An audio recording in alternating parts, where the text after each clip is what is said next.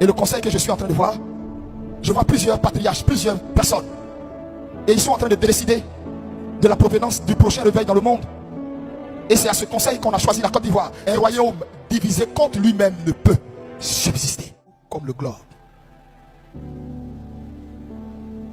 J'ai vu ça relâcher depuis le ciel. Et quand ça a été relâché depuis le ciel, j'ai vu le globe.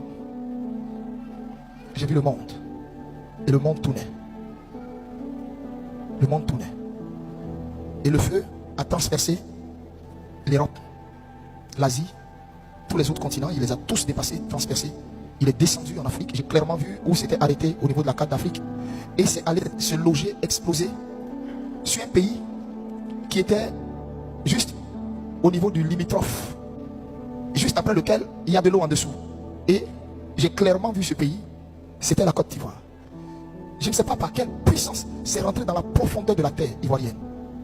Les gens ont vu ça. Tout le monde a vu cette comète. Je n'étais pas le seul dans la vision.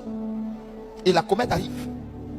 Donc la violence avec laquelle elle est descendue là, ça laissait un gros et vaste trou. Le trou là, on avait comme l'impression que c'était le globe qui était tombé là. Et j'ai vu tout un attroupement de personnes qui ont couru. Et ils sont venus s'arrêter pour regarder le trou, pour voir qu'est-ce qui était tombé. Ils n'arrivaient pas à voir tellement la chose était allée loin, loin, loin en dessous. Et il y avait du monde qui était tout autour. Quand tout à coup, la chose qui était allée loin est ressortie comme si, là où c'était tombé là, c'était allé en bas jusqu'à toucher un ressort. C'est-à-dire qu'il fallait que ça aille jusqu'en bas, jusqu'en profondeur, et c'est parti jusqu'en bas, et c'est comme si ça touchait un ressort qui a relancé la chose. Et quand ça a relancé, ce n'est pas sorti sous forme de boule, comme c'est descendu. C'est sorti sous forme de débris. C'est-à-dire quand c'est sorti, ça a explosé un coup. Bah, donc tous ceux qui étaient autour là, eux tous étaient devenus jaune. Et le bas là, ça a contaminé l'air. J'ai vu l'air du pays était devenu jaune.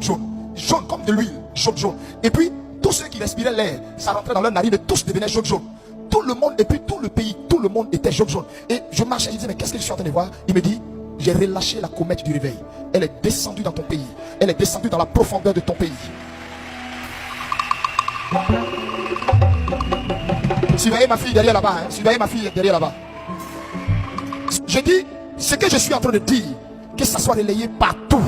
Que ça soit relayé partout. Pour que les Ivoiriens soient à l'heure. Pour que les Ivoiriens soient à la gare. Pour prendre le train. Pour qu'ils ne soient pas en retard. Et que le train ne passe pas pour les dépasser. Parce que c'est leur temps. C'est leur heure. C'est eux qui doivent monter dans le train. Qu'est-ce qui vient de se passer là? Le feu que j'ai vu là, c'est le jugement de Dieu sur le pays. Mais ça ne peut pas brûler tous les Ivoiriens. Pendant que même moi-même je suis dans le pays. Mais qu'est-ce que j'ai vu là? Qu'est-ce que ça symbolise? C'est là j'ai entendu maintenant la voix audible qui m'a dit non. Non. Ce que tu as vu là, c'est ce que avant toi tes pères ont vu. Les Kakou ont prophétisé. Les gens ont prédit. Ce qui a été dit là, ce que je suis en train de dire, je veux qu'elle soit relayée partout.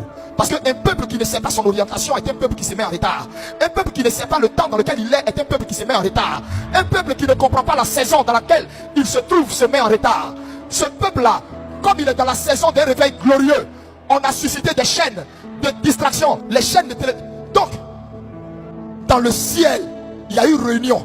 Ils ont décidé que le dernier réveil qui va bouleverser avant que l'église ne soit enlevée parte de l'Afrique. Et dans l'Afrique, my God, on me présente des drapeaux. On me présente des drapeaux de pays africains. My God.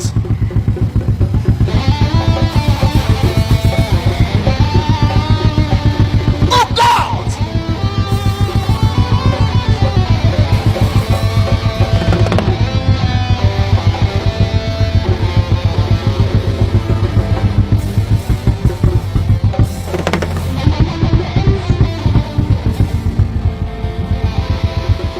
On me présente des drapeaux. Je vois la Côte d'Ivoire en tête. Je vois le Togo. Je vois le Bénin, MDC Congo. Je vois la Mauritanie. Je suis en train de voir, je répète, la Mauritanie, le Gabon. Je suis en train de voir le Gabon. Ces pays que je vous ai cités. Ces pays que je vous ai cités. Ces pays que je vous ai cités. Quelque chose va se passer en leur sein. Quelque chose va se passer en leur sein. On me présente le Burkina. On me présente Même le Mali va être entre les mains du Seigneur. Le fer de lance qui va amener le réveil dans les pays islamiques. Comptez sur le Mali. Quelque chose de Dieu va arriver dans le Mali. La puissance de Dieu a visité le Mali. Et cette puissance, elle est descendue aussi dans le sous-sol du Mali, dans la profondeur du Mali. Un prophète va sortir du Mali. Il va bouleverser le Mali. Il va secouer le Mali. Il va oh my God. Les Karouchadaï. Quand la boule est ressortie et a éclaboussé sur ceux qui s'étaient attroupés et s'est répandu dans l'air, où tous ceux qui respiraient devenaient jaunes. J'ai dit si tu les vois, j'ai pas dit on a mis sur eux, ça circulait dans leurs veines, leurs yeux, leurs langues, leurs dents, il n'y avait rien de blanc, tout était jaune. Et je demandais mais qu'est-ce que c'est? Et la voix de l'ange me dit, ils seront embrasés par un réveil puissant, une onction puissante va visiter les Ivoiriens. Et c'est la raison pour laquelle, écoute-moi bien, fils de l'homme, Dieu me ramène. Je suis en train de voir un conseil en train de se tenir. Et le conseil que je suis en train de voir, je vois plusieurs patriarches, plusieurs personnes, et ils sont en train de décider de la provenance du prochain réveil dans le monde. Et c'est à ce conseil qu'on a choisi la Côte d'Ivoire. Et dans ce conseil a eu lieu entre 2009 et 2010. Mon esprit est dans le ciel, dans le monde spirituel. Il y a eu un conseil entre 2009 et 2010. Et lors de ce conseil, le pays a été choisi. Et c'est parce que ce pays a été choisi que expressement les élections qui ont eu lieu dans la période de 2010 a été une élection déterminante. Pourquoi?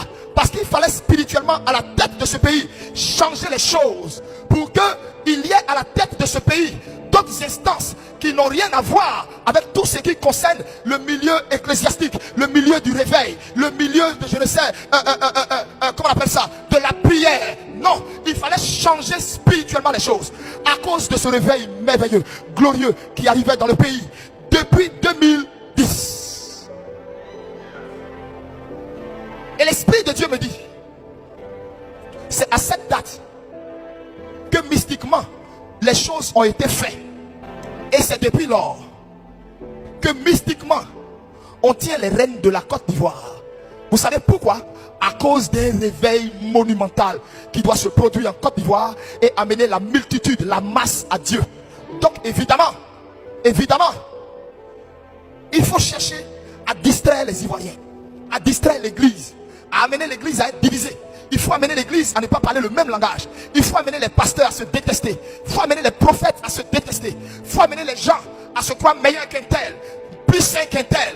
Il faut amener ceci à croire que Dieu lui parle tellement qu'un tel. Parce que souvenez-vous, un royaume divisé contre lui-même ne peut subsister. Et je viens maintenant, prophétiquement, jusqu'à la date d'aujourd'hui, où j'ai vu la comète du réveil. Je viens maintenant à la date d'aujourd'hui. Alors que tout le monde avait été impacté par cette vague de courant jaune qui symbolise le feu, le choix du Saint-Esprit, la marque du Saint-Esprit pour chaque Ivoirien. Alors que tout le monde était impacté, j'ai vu ceci. J'ai vu tout un lot de personnes qui étaient arrêtées tout droit. Ils étaient arrêtés là. Et dans mon esprit, mes yeux, c'était comme des gens d'un certain âge, comme des patriarches. Ils étaient alignés. Et j'ai vu, c'était comme si on les remerciait. Et il y avait comme une force. Alors qu'ils étaient alignés tout droit comme ça, et puis ils faisaient face comme ça, il y avait comme une force qui les tirait maintenant pour aller en arrière, qui les tirait pour aller en arrière. Et je voyais comme une force faisait passer en travers d'eux, comme s'ils étaient, c'est-à-dire comme s'ils devenaient transparents. Je voyais une force qui faisait passer en travers d'eux des jeunes gens, des jeunes hommes, des jeunes femmes. Et on les positionnait et puis ils prenaient la place. On les positionnait, ils prenaient la place. Et la file était mal longue. Et je ne voyais plus ceux qui étaient en première ligne. Je voyais une nouvelle vague qui était maintenant là. Je voyais une nouvelle vague. Et la nouvelle vague que je voyais,